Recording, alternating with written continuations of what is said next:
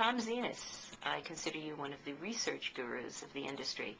Can you tell us a little bit about your background, how you got to where you got to, and a little bit of your educational background? Well, first of all, thank you for calling me a guru. That doesn't happen every day, but as they say, never say no to a compliment. It's funny, I guess I started, in college developing the skills for a researcher without even knowing that those were the kind of important skills I would need. I had taken a lot of courses in statistics, quantitative analysis, which obviously, if you're in research, you better know how to deal with numbers. But beyond that, what I was also interested in was kind of writing courses.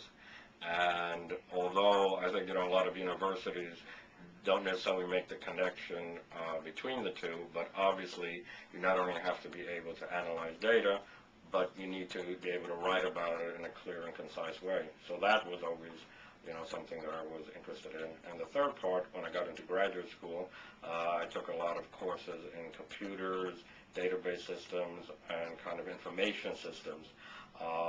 One thing, I had done my graduate work at NYU, and they stressed the idea of information. It isn't just numbers and wires and computers, but how do you use information to make decisions, to really gain competitive advantage.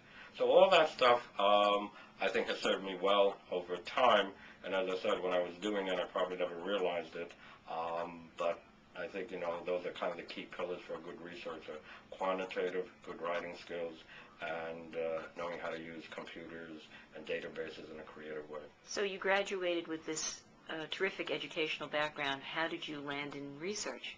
Well, it was funny. I was always kind of interested in TV, and my first job out of the industry, well, it was actually when I was still going in school, was an internship at NBC, in NBC Research. And at that time, we were working on a project which then was, really high-tech, was interactive cable. And it was analyzing, a lot of raw data, trying to come out with insights. And after I graduated, one thing led to another. That offered me a full-time position. Ironically, it wasn't in research. Started out kind of writing promos for daytime soap operas. Stay tuned as Nola reveals a deep, dark secret from Mildred's past. But again, that was my writing skills, so that kind of, I guess, tied into, my research background. So, NBC, kind of served me well. Worked in various departments, research obviously being one of them, but also had done, marketing work. Had also done a brief stint on the radio side, so really try to get an idea of really multimedia, which at that time, wasn't kind of the buzzword that it is today. And then again, the interest was always trying to broaden the experience and background. Had worked for Arbitron Ratings at one point, which was really good experience to kind of get a sense of the nuts and bolts of the industry. Had worked in syndication as well, for various syndication companies.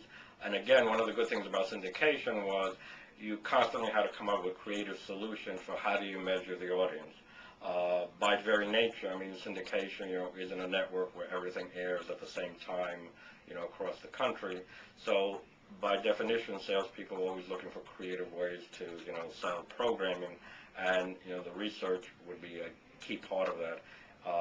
In fact, we had, developed some, new ratings that eventually became, part of the pocket piece that went beyond typical, average audience. So that was a good experience. I got to meet a lot of people in Nielsen production when we were doing that stuff. So, as I said, but it all, served well to, again, broaden the research background.